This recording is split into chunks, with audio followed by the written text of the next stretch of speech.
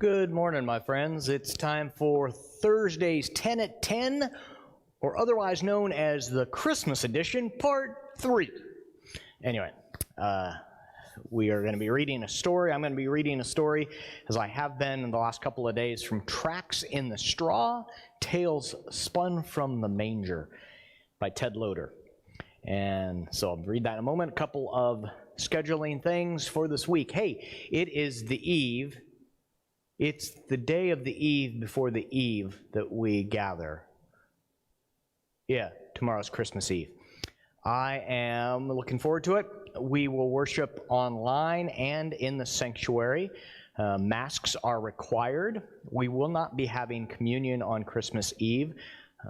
I just don't know how many people will be here, and we're keeping our masks on for the entire time. It's just what we're going to do. And we will have candlelight. We'll have glow sticks for the kids or for adults if they want it, but glow sticks for the kids. And then with the candles, we'll have a empty, unused plastic communion cup for extinguishing the candles. It's very easy to do and works quite well. And it also means you don't have to take off your mask to blow.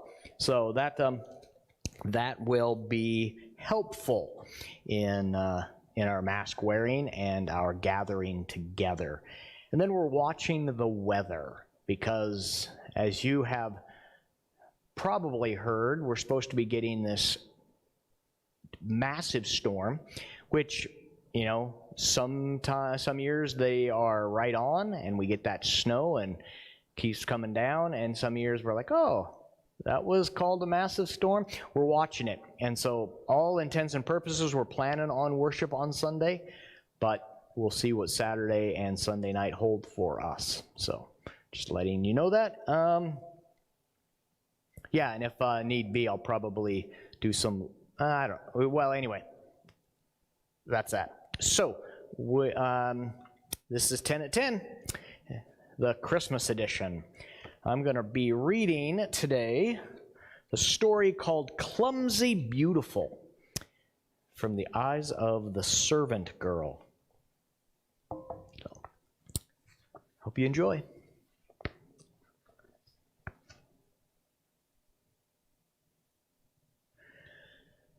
They're always yelling at me in this place, especially on busy nights like that one. When it gets busy as that, or when it gets so busy as that, the owner of the inn is fit to be tied, and, well, maybe he should be. I suppose he's scared that if something ain't just right, it'll make a customer mad, and he'll lose a few denarii. So the busier the place gets, the more he yells. He yells kind of quiet-like, you know, like a snake hissing. But there ain't no mistake. It's the same as a yell. Deborah, he'll yell. That's my name, and it's the prettiest thing about me, I've been told more than once. Like I ought to have an ugly name. Deborah, get the wine goblets, sweep the floor, wipe up that vomit, get some wood, and so on and so on and so on. Actually, he yells other things at me too, but I'm not going to repeat them here. I try to ignore them and just do my job. I'll tell you one thing they call me, though. Clumsy. I suppose I am, too, since I'm always dropping cups or spilling wine or tripping over a door sill or catching my dress and tearing it on something. People laugh at me, especially the customers, and they say crude things to me.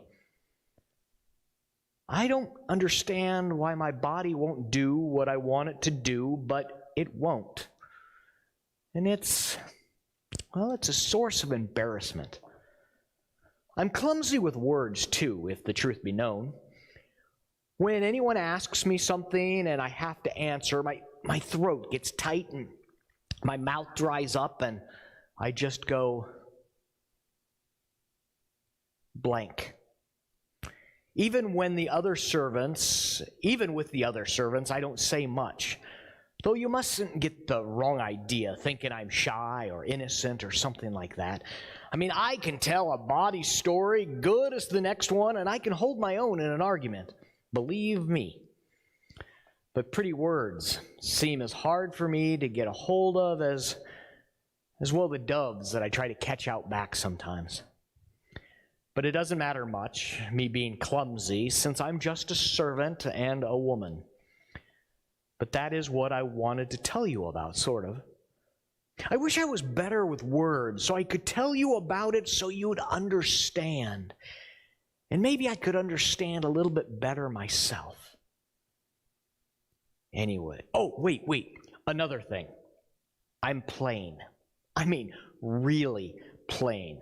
I think you ought to know, though I'm not sure why, except I think it's important for you to know me if you're going to understand what I'm trying to tell you.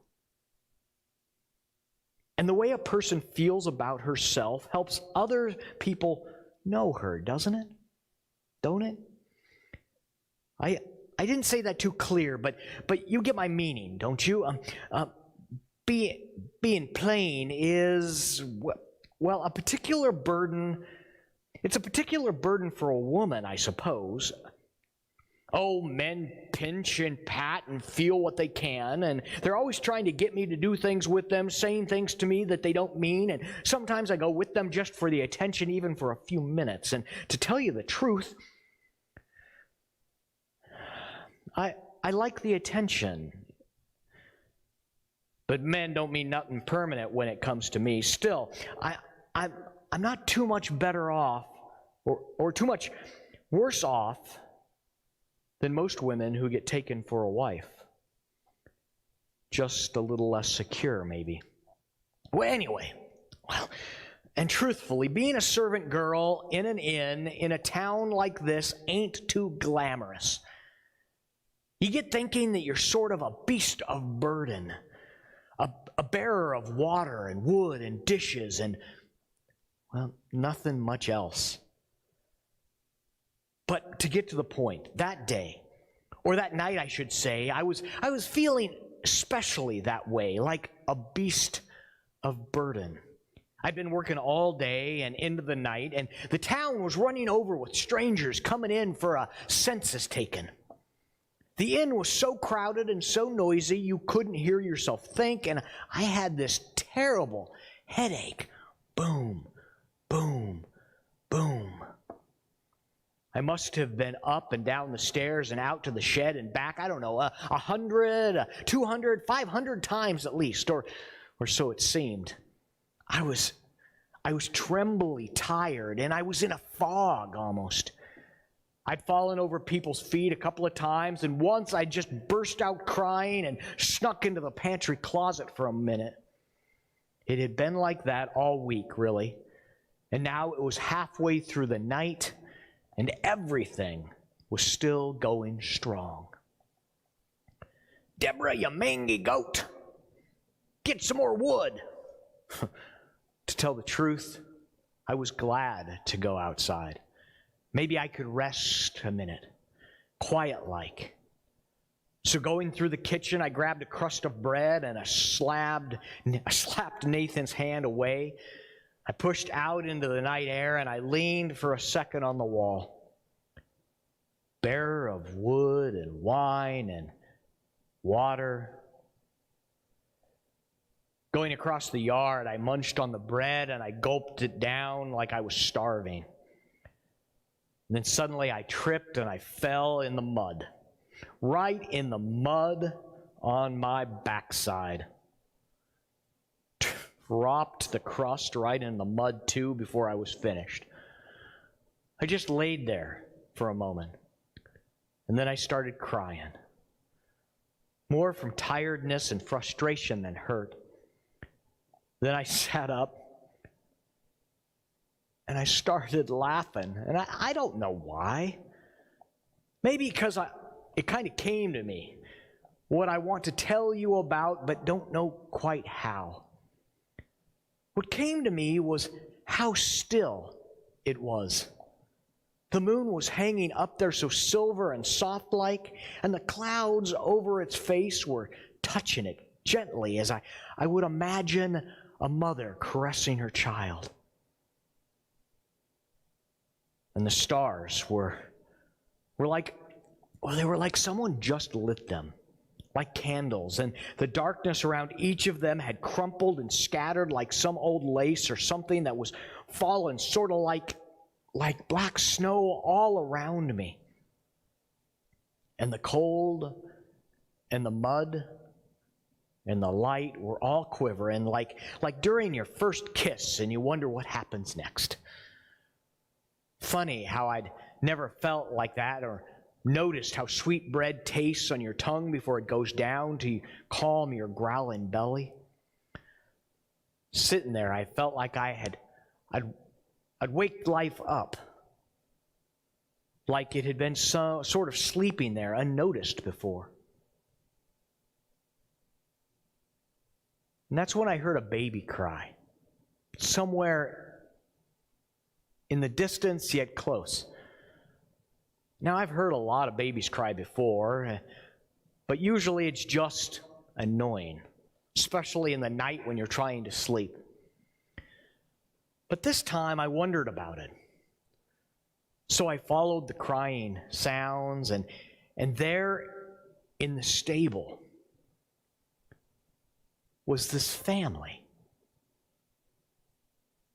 This baby just born.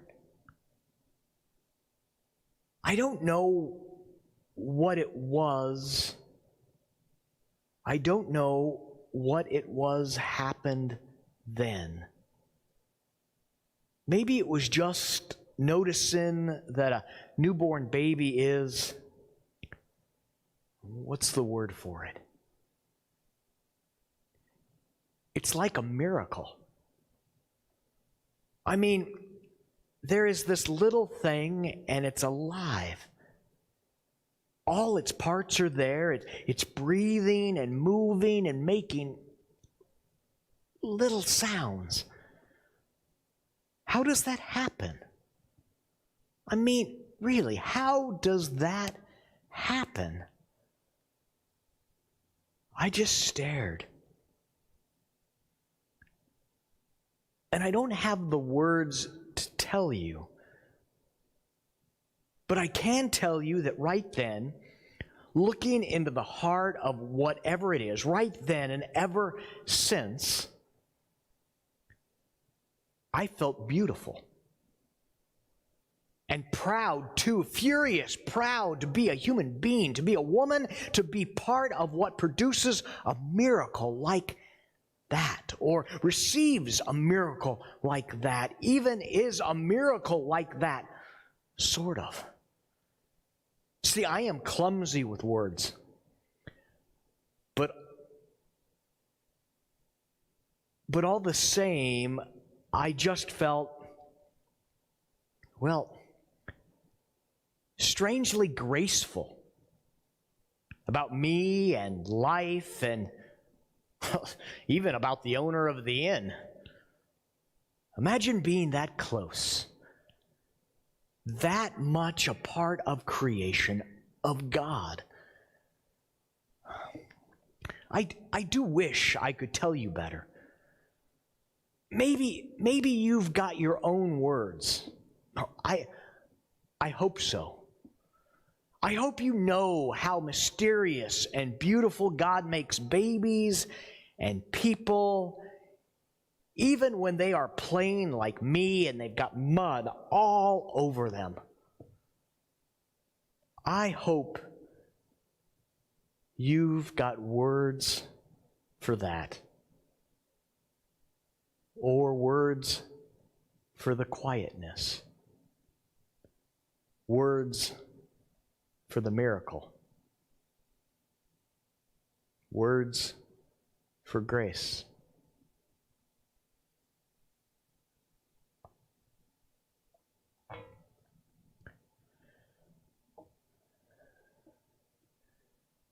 So on the days that you feel clumsy, will you feel plain, where you look at the mirror and you almost scowl?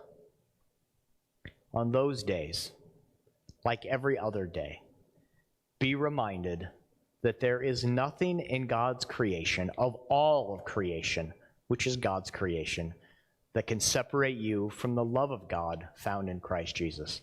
Not height or depth, not angels or demons, not the things we did yesterday or the things we're going to do tomorrow, and not what you think about yourself or what you've heard from another person. Nothing can separate you from the love of God found in Christ Jesus. That, I've said it before and I mean it with all my heart, that's the best definition of grace I have found. So peace, and we'll see you either live stream on Friday night, Friday evening, or here in the sanctuary. Peace.